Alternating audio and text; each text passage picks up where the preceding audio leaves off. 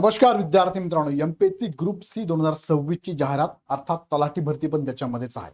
तो यामध्ये बेसिकली जे नवीन विद्यार्थी ज्यांनी नवीन विद्यार्थ्यांनी फॉर्म भरलेला आहे किंवा ज्यांना याबद्दलची माहितीच नाही अशा विद्यार्थ्यांसाठी हा व्हिडिओ महत्त्वाचा आहे, ज्याच्यामध्ये आपण 3 महत्त्वाचे मुद्दे बघणार आहोत. पहिला म्हणजे प्राधान्यक्रम बाबत काय होतंय, प्राधान्यक्रम तुम्ही चुकलाय, चुकीचा आलाय, मी निवडला होता पण असा आलाय, असे बरेचसे प्रश्न नवीन विद्यार्थ्यांनी विचारलेले आहे. त्यानंतर निवड कशी होते, रिसेंटली एमपीएससी नवीन प्रसिद्धीपत्रक दिलेलं आहे आणि त्या प्रसिद्धीपत्रकाच्या आधारे निवड पद्धत नेमकी कशी होणार आहे हे पण कन्फ्युजन काही मुलांचं आहे. आणि कट ऑफ कसा लागणार आहे, पूर्वचा मुख्यचा सिलेक्शन कसं होणार आहे ते पण आपण थोडक्यामध्ये या व्हिडिओच्या माध्यमातून बघूया. हा व्हिडिओ शेवटपर्यंत बघा, शांतपणे बघा. जे विद्यार्थी नवीन असतील, ज्यांना याबद्दलची कल्पना नाही, ह्या विद्यार्थ्यांनी हा व्हिडिओ शेवटपर्यंत बघा. तुम्हाला मी सगळं एकदम सोप्या पद्धतीने करून सांगतो, काळजी करू नका. ओके, आता एक प्रमोशनल ऍक्टिव्हिटी आहे की तुम्ही फॉर्म तर भरलेले आहेत, अभ्यास चालू असेल, कमी कालावधीमध्ये तुम्हाला जर याची तयारी करायची असेल तर मार्गदर्शनाची गरज असल्यास तुम्हाला इग्नाइट अकॅडमीची तलाठीची बॅच आपण लॉन्च केली, जी 2999 रुपयात तुम्हाला अवेलेबल आहे. ह्या बॅच मध्ये तुम्हाला बघा लाईव्ह प्लस रेकॉर्डेड लेक्चर तुमच्या वेळेनुसार पण बघू शकतात, किती वेळेस लेक्चर बघू शकता, अनलिमिटेड व्ह्यू आहे.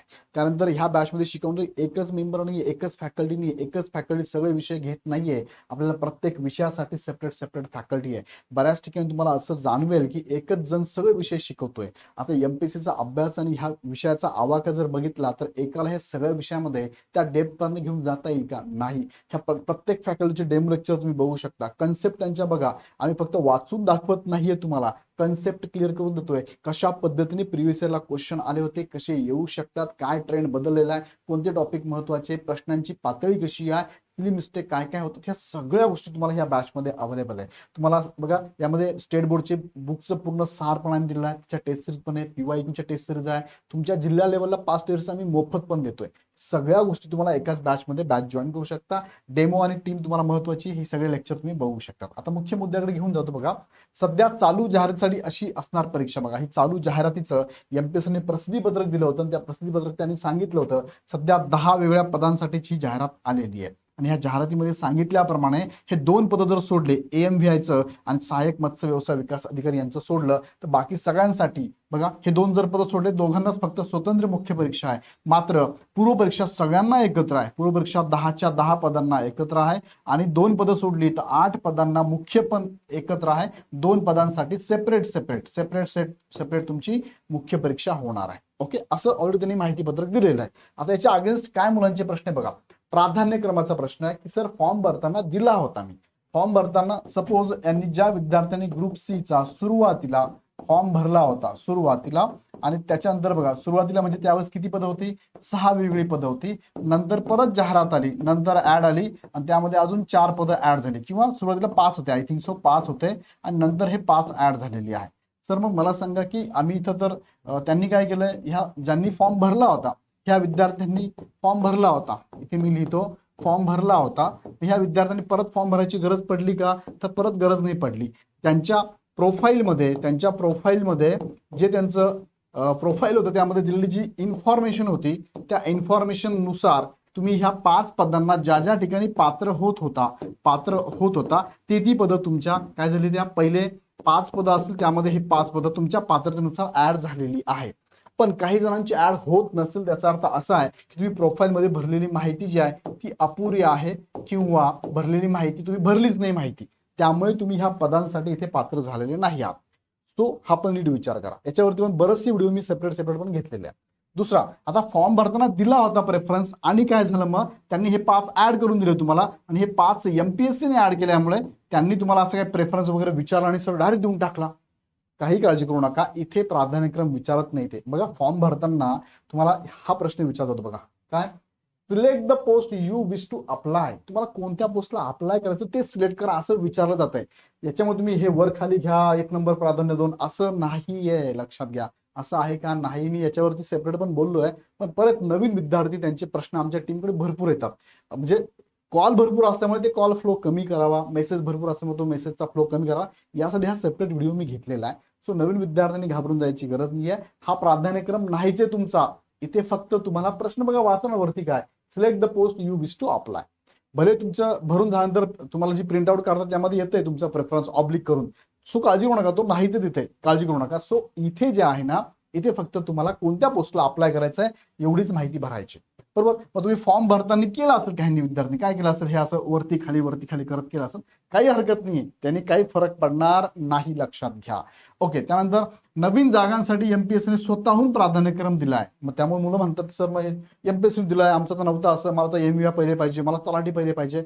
डोंट वरी, तुम्हाला पुढे मेन्सच्या वेळेस हा प्राधान्यक्रम खरं म्हणजे द्यायचा आहे. इथून सिलेक्शन नाहीचे ना, इथून फक्त ही चाचणी परीक्षा आहे, इथून तुम्हाला मेन्स मध्ये जायचंय आणि मेन्स नंतर तुमचं सिलेक्शन होणार आहे. इथे एमपीएससी काय विचार करते की तुम्हाला कोणत्या पदासाठी आम्ही तुमचा विचार करू सांगा, मग त्यानुसार आम्हाला काय करायचंय, प्रिलिम मधून मेन्स मध्ये विद्यार्थ्यांना घ्यायचंय.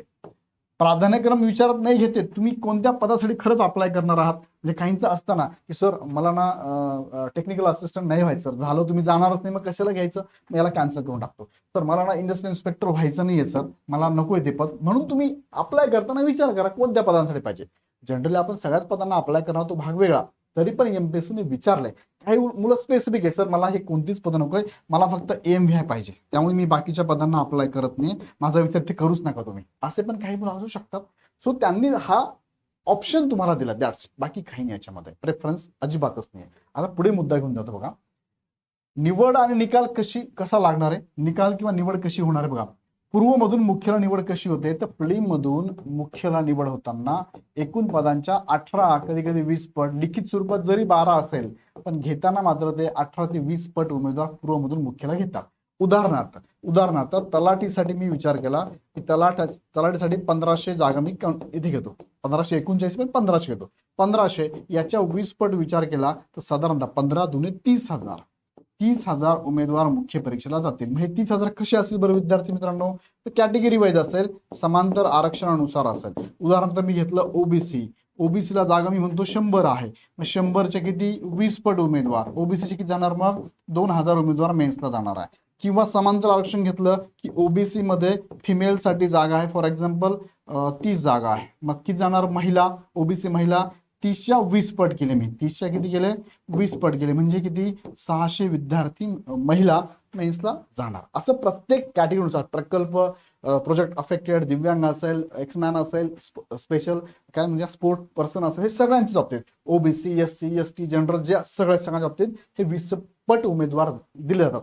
लिखित स्वरूपात त्यांनी 12 दिलेलं आहे, पण ऍक्च्युअल घेताना ते 20 पटच्या जवळपास घेत असतात. हा झाला पहिला मुद्दा की तुमचं पूर्वमधून मुख्यला निवड कशी होते. आता पूर्वमधून यामध्ये निवड झाल्यानंतर ज्या विद्यार्थ्यांची निवड झालीच नाही त्या विद्यार्थ्यांनी परत काय पुढच्या वर्षाची ऍड पाहायची, त्यावेळेस परत फॉर्म भरायचा, येते लक्षात.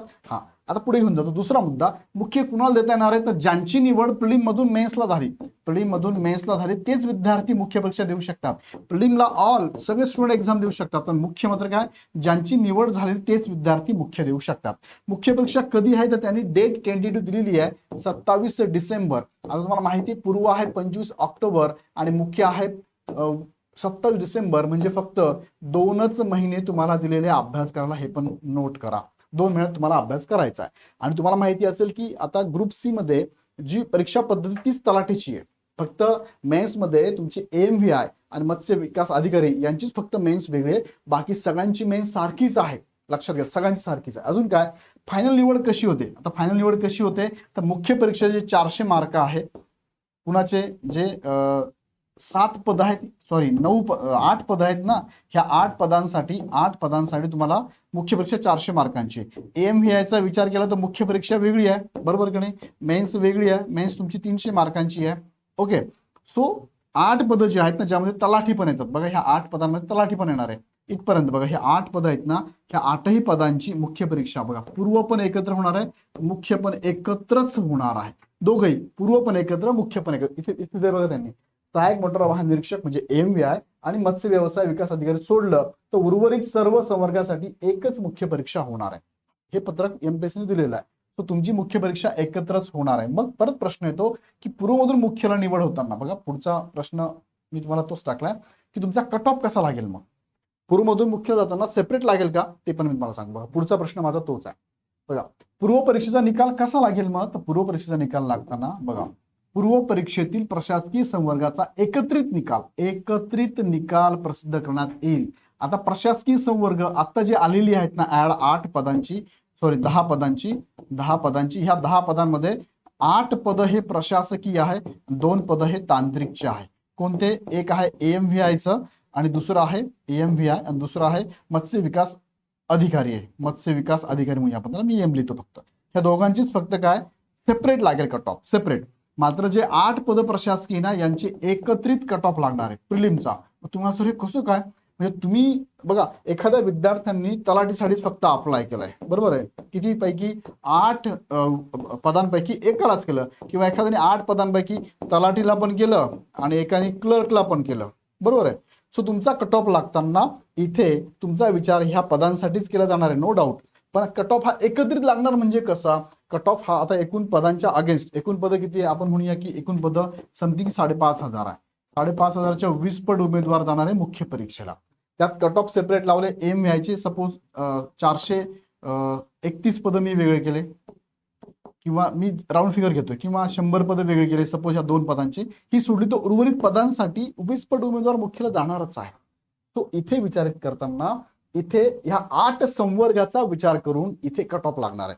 सो साहजिक आहे मुख्यला जाणाऱ्यांची संख्या जास्तच असणार आहे. आता इथे असा विचार नका करू तुम्ही की सर एकच विद्यार्थी सगळ्या ठिकाणी दिसेल तर, म्हणजे कसं बघा, म्हणजे काही विद्यार्थी असं म्हणतात, फॉर एक्झाम्पल हा ए नावाचा एक स्टुडंट आहे, सर यांनी तलाठी भरतीसाठी पण अप्लाय केलाय, यांनी क्लर्कसाठी पण अप्लाय केलाय, यांनी टॅक्स असिस्टंटला अप्लाय केलाय.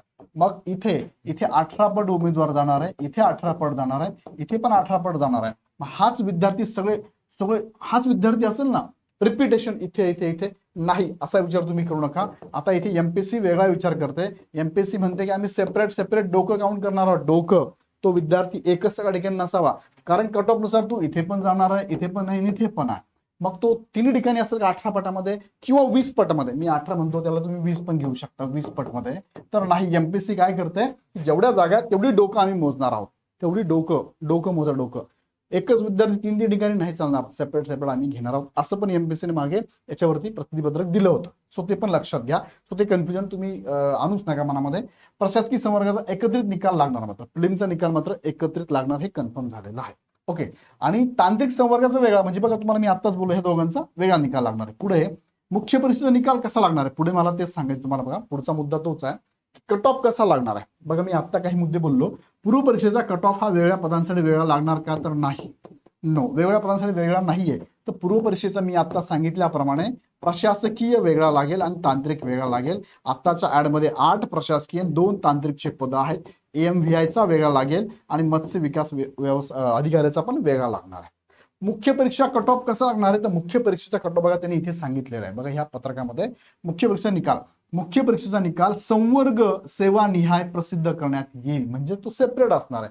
म्हणजे कसं असणार आहे, मग इथे मुख्य परीक्षा निकाल लावताना तलाठीचा निकाल वेगळा, मुख्य परीक्षेचा बोलतो बरं की मी तुम्हाला, मुख्य परीक्षा निकाल लागेल वेगळा, क्लर्कचा वेगळा, टॅक्स असिस्टंटचा वेगळा, किंवा इतर पद जे असतील त्यांचा वेगळा लागेल. आता लक्षात घ्या, एखादा उमेदवार, मी परत रिपीट करतो किंवा थोडंसं ऍडव्हान्स मध्ये ऍड करतो. बघा एखादा उमेदवार हा ए नावाचा त्याने प्रेफरन्स दिला होता तलाठी फर्स्ट, दुसरा क्लर्क, तिसरा टॅक्स असिस्टंट. मग सर त्याचं तर मुख्य परीक्षेत चांगले मार्क असेल, हुशार असेल, टॉपर असेल, 3 ठिकाणी तो सिलेक्ट आहे. मग इथे मुख्य परीक्षेला तुमचा प्रेफरन्स घेतला जातो ना बाळांनो, प्रेफरन्स. मग तो प्रेफरन्स देतोय, त्याने प्रेफरन्स दिले तलाठी फर्स्ट, क्लर्क सेकंड, तिसरा टॅक्स असिस्टंट आणि खाली पण काही दिले असेल. सो त्याचं जर निकालानुसार त्याच्या मार्कनुसार, त्याचे मार्क जे असतील ना त्या मार्क्सनुसार चांगले मार्क्स असेल आणि त्याला पहिलंच पद मिळून गेलं तलाठी, तर ह्या उमेदवाराचा विचार पुढे होणारच नाही होणार आहे, कारण ऑप्टिंग आउट बंद आहे ना, नाही होणार विचार. त्याला देऊन टाकलं पद, चल हो बाजूला, आता तू ह्या याच्यातनं कॉम्पिटिशन मधनं बाद म्हणजे तुला पद दिलं ना, तू बाजूला हो आता, बरोबर. सपोज दुसरा ऑप्शन घेतला मी की बी नावाचा उमेदवार आहे, त्याला पण पहिलं हे होतं पण त्याचे मार्क कमी आले, इथे भेटलं नाही. दुसरं हे होतं, हे भेटलं, चल तू बाहेर निघ. मग तुला क्लर्क भेटलं ना, चल तू बाहेर निघ. इथे लक्षात मी काय बोलतो, तुम्हाला समानसाठी बोलतो बरं का, अदरवाईज घेऊ नका. क्लर्क झालं सिलेक्शन, ओके दॅट्स इट, तुझा आता पुढे विचार होणार नाही. सपोज तिसरा विद्यार्थी सी नावाचा, त्याने पण हे प्राधान्यक्रम दिले, ते पहिल्या ठिकाणी झालं नाही, दुसऱ्या ठिकाणी झालं नाही, तिसऱ्या ठिकाणी झालं ना, चल मग बाहेर. पण एखादा विद्यार्थी असा असेल, दिले होते प्राधान्यक्रम, पण त्याला मेन्सला मार्क चांगले नाहीये, 3 ठिकाणी झाला नाही, किंवा जेवढे ऑप्शन दिले तेवढे दिलं नाही, ओके तू बाद झालाय, तुला असं कोणतंच पद मिळणार नाही, कारण कट ऑफच्या नुसार तुला मार्क कमी भेटलेले आहे. हे सगळे मुद्दे लक्षात घ्या. तर मुख्य परीक्षेचा कट ऑफ हा प्रत्येक प्रवर्गानुसार वेगळा लागणार आहे. तलाठीचा वेगळा लागेल, क्लर्कचा वेगळा लागेल, टॅक्स असिस्टंटचा वेगळा लागेल.